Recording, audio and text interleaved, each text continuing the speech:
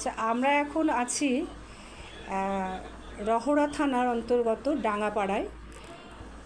ডাঙ্গাপাড়ায় গতকাল একটা acid victim মানে অ্যাসিড ছোড়ার একটা ঘটনা ঘটেছে।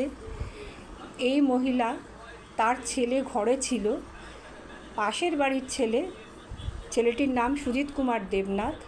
সে এসে জোর করে চেপে ধরে তার মুখে অ্যাসিড ছোড়ে। সে বিএন বোস হাসপাতালে যায়।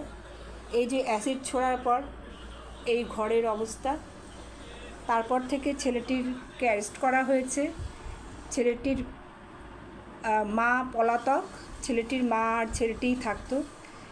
এই ভদ্রলোক এবং ভদ্রমহিলা এই পাড়ায় অত্যন্ত ভালো মানুষ বলে পরিচিত। এই ছেলে পরীক্ষার্থী, ওর পরশুদিন থেকে পরীক্ষা। এই স্বামী বাড়িতে ছিলেন না।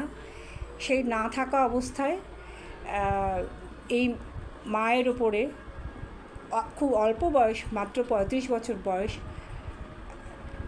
তার উপরে অ্যাসিড ছোড়ে এবং তার মুখের অবস্থা যা হয়েছে, আজকে আমরা বিএন বোস হাসপাতালে গিয়ে এটা জানতে পারি। বিএন বোস হাসপাতাল থেকে ওকে ছেড়ে দেওয়া হয়, কিন্তু ছেলেটিকে অ্যারেস্ট করেছে এবং ভারতীয় ন্যায় সংহিতার যে ধারাগুলো দিয়েছে মোটামুটি নন বেলেবল সেকশানই আছে। আমরা এখানে এসেছি।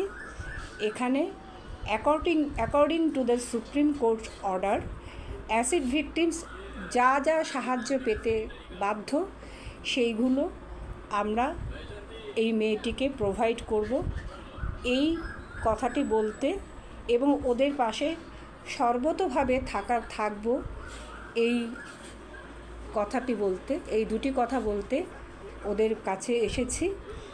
মেয়েটি আপাতত সুস্থ, কিন্তু ভীষণ ভীতসন্ত্রস্ত হয়ে আছে। সবথেকে বড় কথা, ওর যদি চোখে পড়তো তাহলে ওর চোখ দুটো অন্ধ হয়ে যেত আর কি। মানে একটু ভেবে দেখার বিষয়, ছেলেটার 2 দিন বাদে পরীক্ষা, স্বামী বাড়িতে নেই। মানে আমরা কতটা নিরাপদে আছি এটা বোঝানোর জন্যে আপনাদের সকলের জ্ঞাতার্থে এই ঘটনাটা আমরা জানাচ্ছি।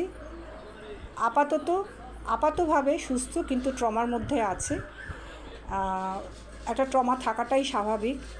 খুবই ভয়েরই ব্যাপার। আমাদেরই খারাপ লাগছে বলতে এবং দেখতে দুটোই।